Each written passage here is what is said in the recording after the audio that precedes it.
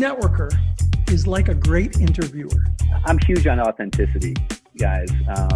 It's a big part of my message. Claim your local listings and don't get caught paying someone for your local listing. If you want to be successful, you got to do 6 things 1,000 times, not 1,000 things 6 times. And when in doubt, give to other people and don't expect anything in return. But in giving to other people and helping them, it almost always comes back. It's using the power of partnership, creating trusted partner networks to work with you to make your company be an offer more than just you.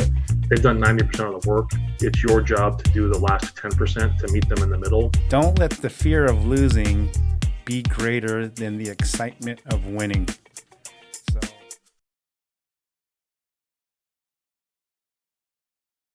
Hello, and welcome to this episode of the Ask Valor Masterminds podcast, brought to you by Advanced Septic Services and Fuse Networks. My name is Galen. Good morning, I'm Joe. We're coming at you virtually from the BD Local Studios in Tacoma, Washington.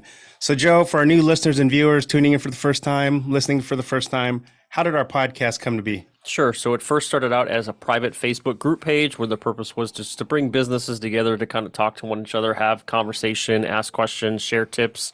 And we thought, what a better way than to move that into a podcast. We get asked questions all the time as business owners, and a lot of times we can't answer them. So it's kind of a selfish reason, but to bring on different guest speakers to talk about topics as it relates to business and then share that out there with people who want to know. Awesome. Thank you for that, Joe. Before we move forward in formally introducing our guests, our last episode was Aaron Seibert's of Fuse Networks, one of our sponsors. And since October is still National Cybersecurity Awareness Month, let me spit that out. What was one of your takeaways from when Aaron was on? Well, I mean, just that's how serious cybersecurity can be to a business. And it's not just like for your medical businesses, but it's just for all businesses. All businesses are affected by cybersecurity. Right. And sometimes it's the simplest thing that could leave an opening. We'll talk more about Fuse Networks. So today, I'm excited to have on Jason Hiland, the founder, owner of subseventy Golf. We're all swagged out. And I reached out to Jason because I'm a client, of his, and I was very impressed with the customer service experience. So we'll kind of get into that and how his story, the company story, is so unique. But Joe, you want to start with introducing Jason? Yeah, absolutely. So hometown, kind of hometown, home state, same. So he grew up in Hinckley, Illinois, with a population of a whole 1,000 people, rural farming community. Started playing golf at the age of 9, played golf in college at Wabanasi Community College, and then transferred to the University of Wisconsin, Oshkosh. Graduated in 1995 with a business degree. Started Diamond Tour Golf in 1995. Then started Hurricane Golf in 2008. Then started Sub-70 Golf in 2018. Currently lives in Sycamore, Illinois. He's married to Sherry, have boys Jack, who's 13, and Henry, who is 10, and still loves playing golf. All right. And I'm going to read another blurb from the website, but the roots of Sub-70 lie in the haze of the July heat of the Midwest, where 9-year-old boy Jason stood on the roof of his parents' barn for hours at a time, working out of round balata balls through the trees and fence posts of the property with his groove-worn Junior Pro 6-iron. Jason will still tell you that one of his greatest days was life when his father brought him to the local farm store and let him pick the set of junior clubs and bring them home. Jason can recognize the pull of the gentleman's game in his earliest memories and has spent his life working to help people experience the same sense of excitement and joy that he felt when he held those clubs. Sub-70 Golf is a company founded on a genuine love of golf and a wish to share that love with others who feel the same. And the customer experience is definitely redefined. Everyone, welcome Jason. Thank you, Jason, for coming on. Thanks for having me. I really appreciate it. This should be fun today. Yes, sir. So before we move forward, our hashtag Valor Cares initiative, Jason's bio talked about his love when he's a young boy. But when businesses start out, something you really have to love is your internet presence and your website. Can you tell everyone about our hashtag Valor Cares initiative, Joe? Yeah. So what it was is kind of the beginning of the pandemic. We wanted a way to give back to businesses. The foundation for every single business is their online presence. And in order to have that, you need a website. So it's just our way to give back to businesses nationwide. So if they, have a business and don't have access, or you're just maybe a brand new business starting up and you need a website, you can go to our website and click on Valor Cares and submit your information, and then we pick winners every month for it, and they get a free website. Awesome. Thank you. Now we come to our A Advanced Septic Pump You Up quote of the day. And I asked Jason for a motivational quote. It's one I've heard before, so I'll read and get his quick thought on it. 2 roads diverge in a wood, and I took the one less traveled by, and that has made all the difference, by the great Robert Frost. So Jason, what resonates with you with that quote? Well, I never kind of followed the traditional plan, right? So when I was in college, and I was fortunate enough to live with a couple of computer science majors and a physics major, that you could see where the internet in the early 90s, 92, 93 was starting to go, really on the infancy. But, you could see it, right? And I didn't, I wish I was Jeff Bezos and thought big enough for some of the guys who are true geniuses, but I thought I could make a living. And I think this would help with it. You could really see how the technology could change the world.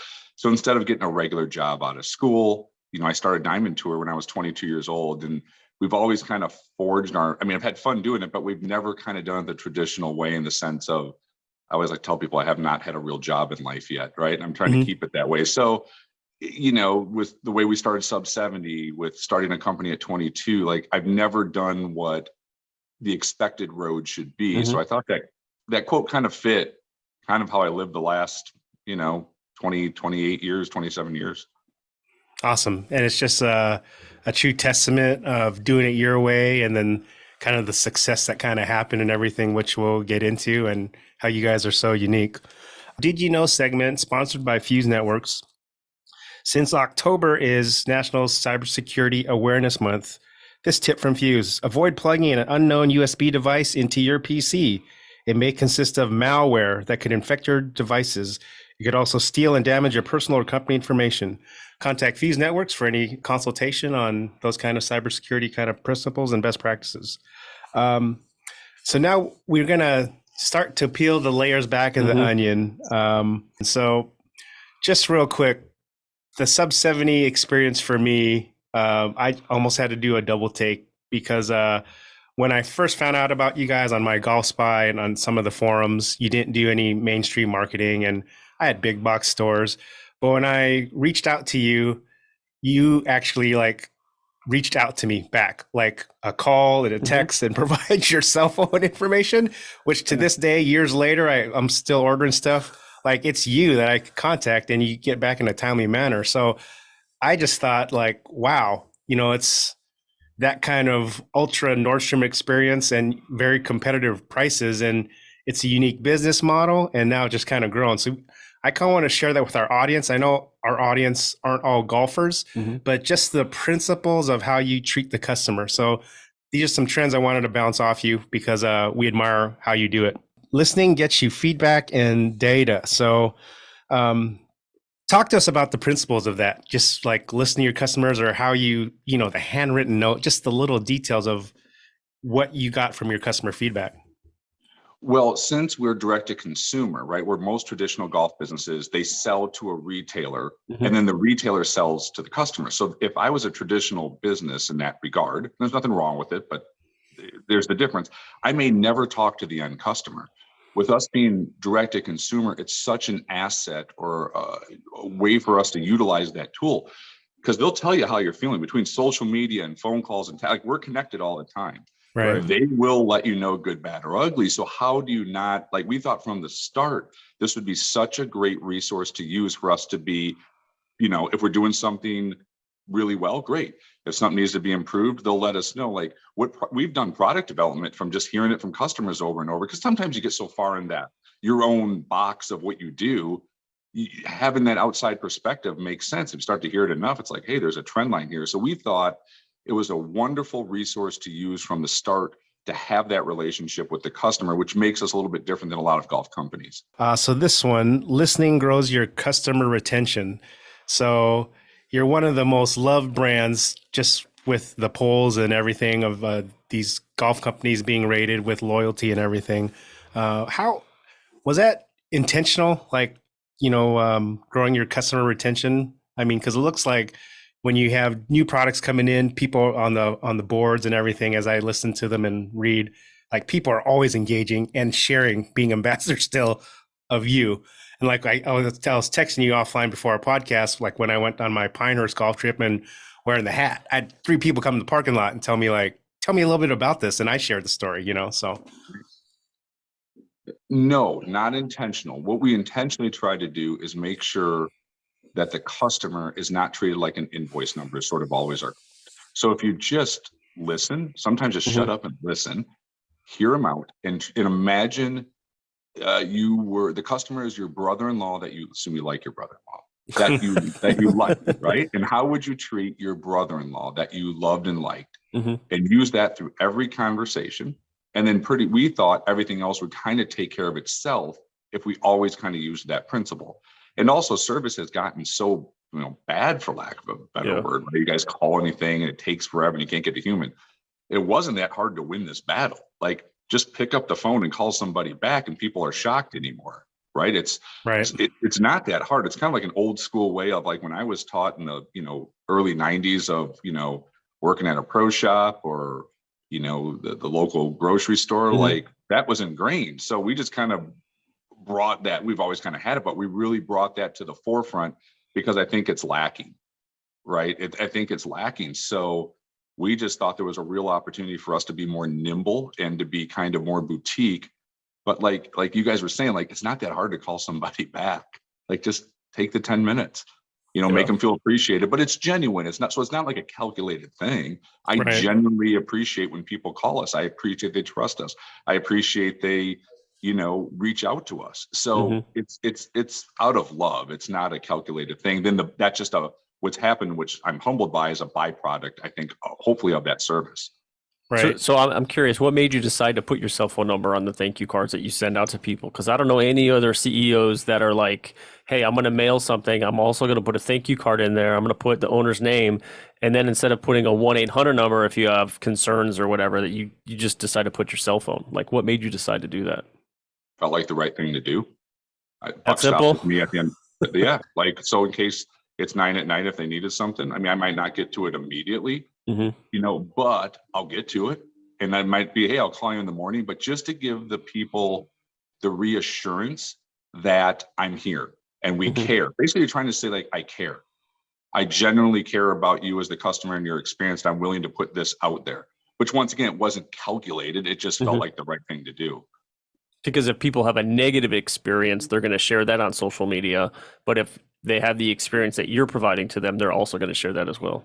Well, yeah, and still, like, you're never perfect, right? There's no organization that's perfect. So a shipping mistake's going to happen. Let's say that happened. Well, now if they have my card and then they get a box and they're disappointed, and we don't want it to ever go wrong, but let's say it did. Boom, right away, I'm there of like, I've got you. Let me tell you, having the staff call you tomorrow. I understand what happened. We'll get this taken care of. And now all of a sudden they go to bed relieved that they know someone's there, that generally cares about their situation versus, routing through, you have to hit 12 numbers to actually get a hold of a human that knows what's going on. Like, we tried to eliminate that. Yeah. So did the pandemic almost help expedite that growth where people were yearning for connection? Everyone's off on their own. Golf was on this out of this world trajectory in terms of popularity and someone doing an outside sport, and not everyone went into inbox stores. So the direct to consumer model, like, helped you thrive then? I would say in a roundabout way, it didn't hurt. And I think it was going that way. I think it expedited it. I think it was going that way regardless. And I think this sort of turbocharged it, right? That even like socially, people might do their groups more online or, with Reddit or Facebook groups, whatever it might be, versus going down to the local bar like you used to, right? I mean, it's an extreme example, but I think it expedited the trend line of what was already in the mix. And that's why we went direct to consumer from the start, when we started this company, even before the pandemic. But I think it made it happen faster. So we were in a good position to work in that environment, if that makes sense. Right. And other competitors folding during that same time. Some other, I won't bash anyone, but other direct to consumer golf brands folding when you were thriving. So good testament. Always, if you survive something like that, generically, you're going to be in a little bit better situation, right? Because it was a tough period. We got through it, and I'm grateful for that. All right. Listening creates brand ambassadors. So I guess kind of what I was asking here is you have some people, some athletes that you guys work with officially and then unofficially. And then, now you have almost a parallel to that is like the clothing, the branding and everything. Talk to me about the brand ambassadors, because you have some great stories, right? With sub-70 golf and the golfers you have. Talk to me about the brand ambassadors that you have. Yeah, so like the official brand ambassadors, right? Like, and there's a lot of unofficials because we want it to be organic, right? Like, so Right. the official two is on the Champions Tour is Tommy Armour III, and then Zach Fisher on the Korn Ferry Tour. So we have two guys who kind of are our official brand ambassadors playing two of the major tours. But then like we get to be friends with first, and then they've been playing the clubs. So, to get to meet, Danny Woodhead and Slauson and those guys out in Nebraska through Commander Riggins and that whole group, right? And now they all play it. And Penny Hardaway, has turned into a friend, and I'm fortunate that he likes the brand and plays it. And it's not official; he just likes the clubs, and the coach is such a good guy. He's like the nicest superstar in the world.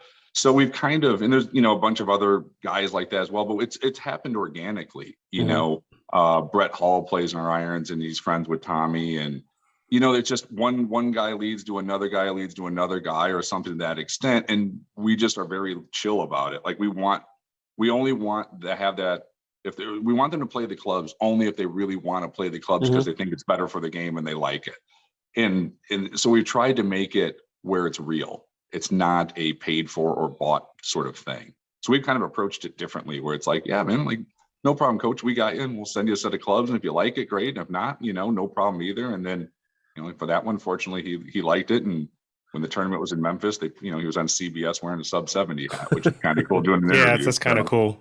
But even down to my little parking lot story, just, I was at the parking lot of the Mid-South Club. I'm wearing my hat. And then 3 guys asked me about sub-70. And then I take 7 minutes out of my day to tell them the story, and now they're more interested, like, okay, I'm going to check these out, or I'm going to order the demos or something. So just those kind of cool things.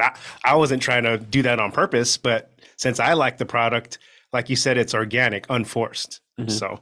Yeah. I mean, I would say like, it's such a new school meets old school way of doing business where, it's online, and that's our main social media is the way we market. We haven't never done a traditional commercial yet. Not that I say we won't, but I don't, not in the plans right now. But our customers, and this is like the coolest part of that, have like almost like joined the frat, and they're like helping us out as much as we could ever dream of. And like by you taking that time just to talk about the brand, it happens all the time. And it's sort of like growing, I hate to use the word virus anymore because it's such negativity for understandable reasons, but it's like growing in a virus in a good way where our customers have sort of been, it doesn't even matter, famous or, just, really good customers. They all seem to be sort of helping us. Like they're almost on like our team where they want to see the brand do well. So like our customers have been our biggest support system we've had by far. Like I'm like I said, I'm so humbled by it. So now let's just get into it. When your customers listen to grow. So I'm nerding out because I'm a golfer and I love your product, right? So lyrically, am I supposed to represent? I'm a client and Jason's the president, right? Listen to Biggie Smalls. But let's talk about just to everyday businesses, like this listening component. Like how could the plumber, the roofer, the electrician, even the dentist, like use the kind of elements you did to help grow your business? Can you share some secrets or tips, that could apply to every business? I don't think there's a secret about it. Like just, listen, meaning sometimes rather than sell, just listen.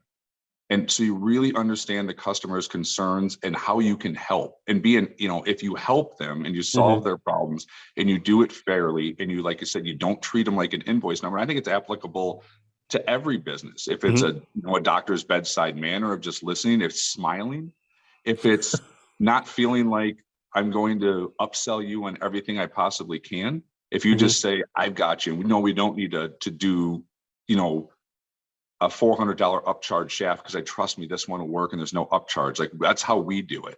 Right. So I think if you just run your business, take care of your clients, and sometimes just listen, really genuinely listen and solve their problem, that's all we've tried to do. Like there's no secret sauce to it. It's just try to, like I said, imagine it's your brother-in-law and you liked him. How would you treat that person? And just do that principle every single time you deal with somebody. But I wouldn't write a thank you card to my brother-in-law, even if I did like him.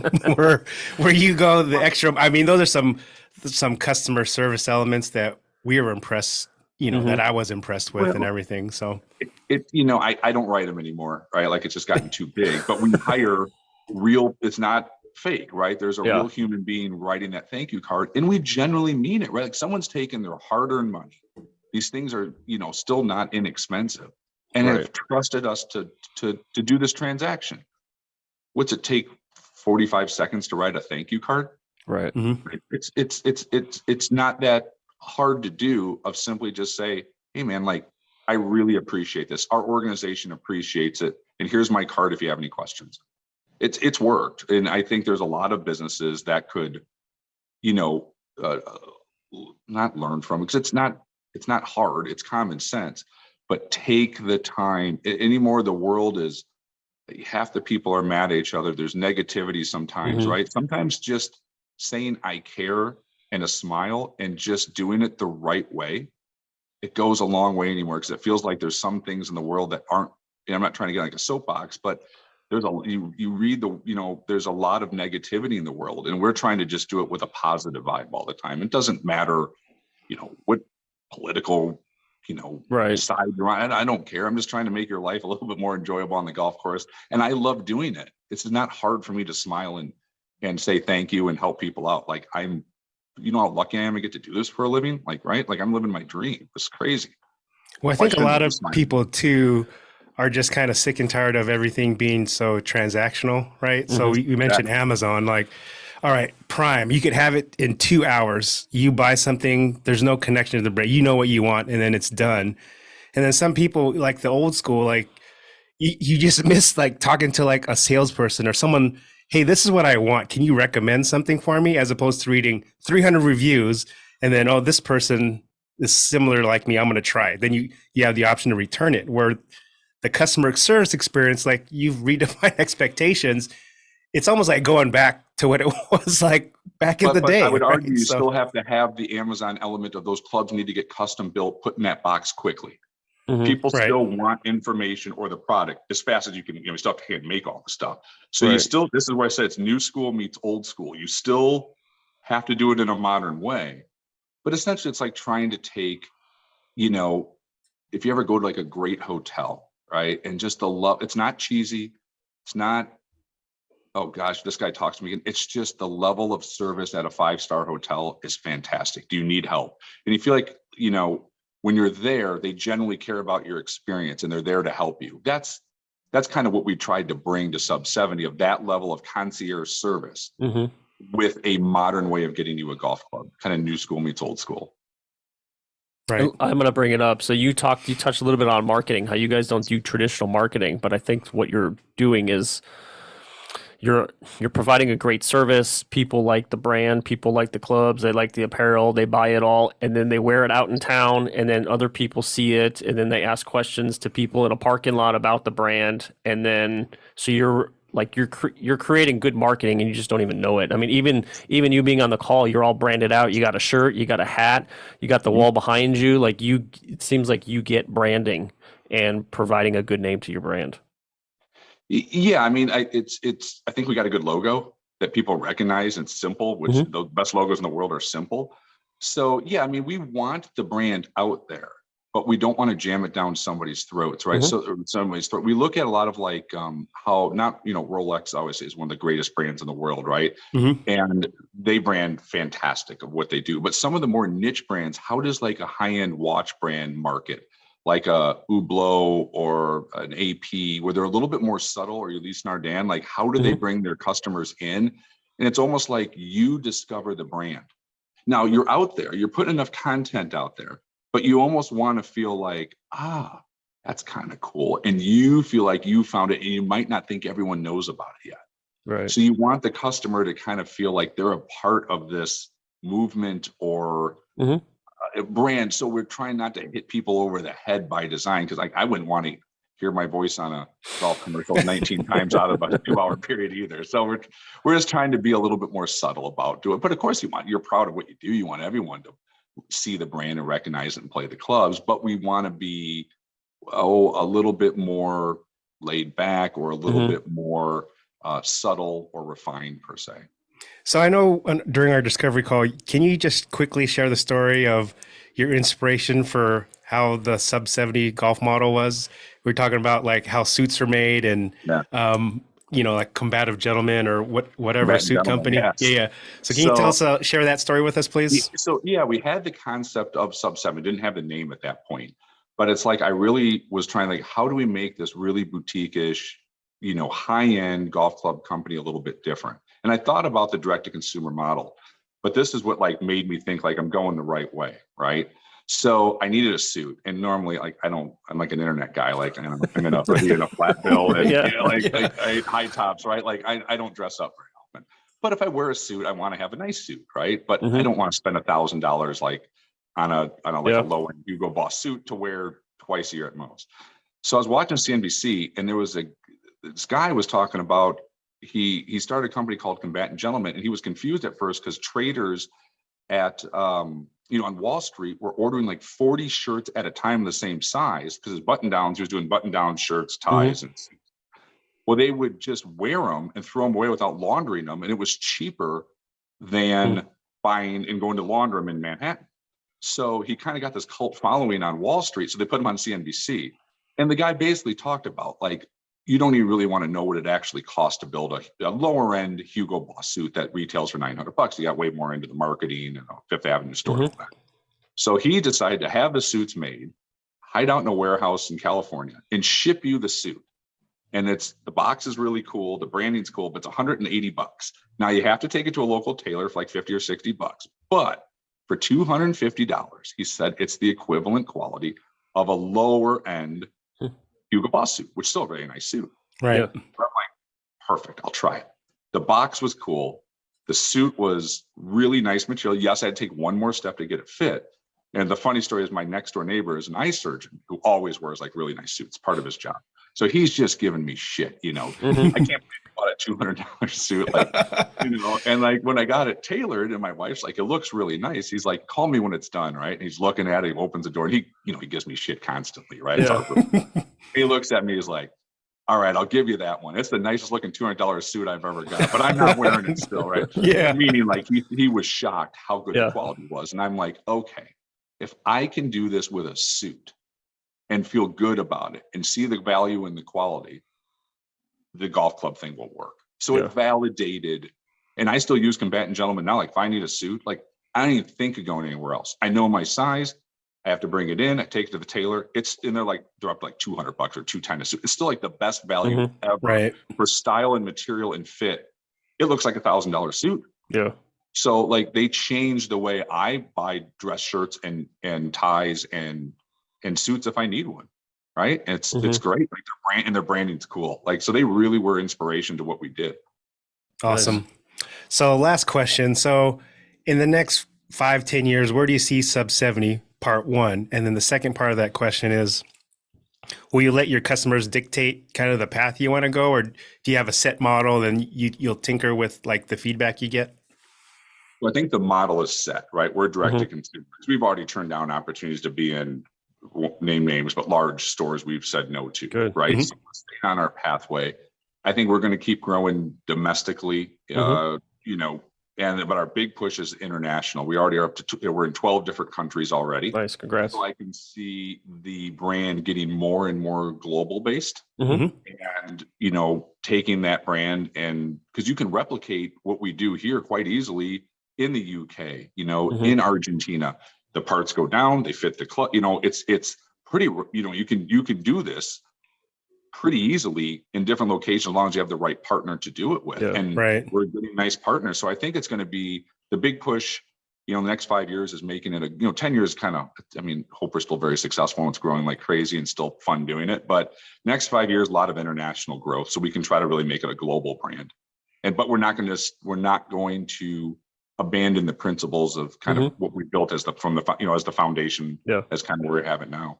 Right. In 10 years, I'll need a A-Flex set. So I may have to get refitted and everything 10 years, hopefully, knock on wood. So we'll paint a different graphic on it to make you feel better. Oh, there you go. Remove. Yeah.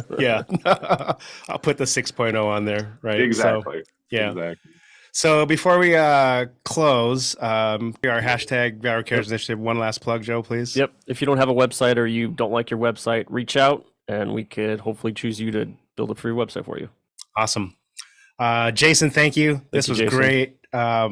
Real success story. You doing it your way. You know, we have a lot of our audience members who, you know, are afraid to go out on their own. You know, that Robert Frost quote perfectly. They'll follow what everyone else has done, you know, and copy and duplicate. But sometimes going out on your own, having that faith, like your success story. So we appreciate you sharing those tips with our audience and us. So yeah, thank you. Well, anytime. I enjoyed it as well. It's always fun to talk business. So thanks for reaching out to us. Like I said, I really appreciate it and appreciate the support. I really do. Yeah, we'll hopefully make it out there sometime. You know, Joe's from out there. So yeah. The bar behind me is always open for you guys. Oh, there you go. I'll bring a bottle. I'll too. probably be in town for my birthday, so I may make the drive. Text me. We'll host you. Yeah. Awesome. So on behalf of our sponsors, Advanced Septic Services and Fuse Networks, my name is Galen. I'm Joe. Coming at you from the BD Local Studios in Tacoma, Washington. Thanks to Jason from Sub-70 Golf for joining us. Thanks for tuning in and watching this episode of the Ask Valor Masterminds podcast. Thanks, everyone. Thank you.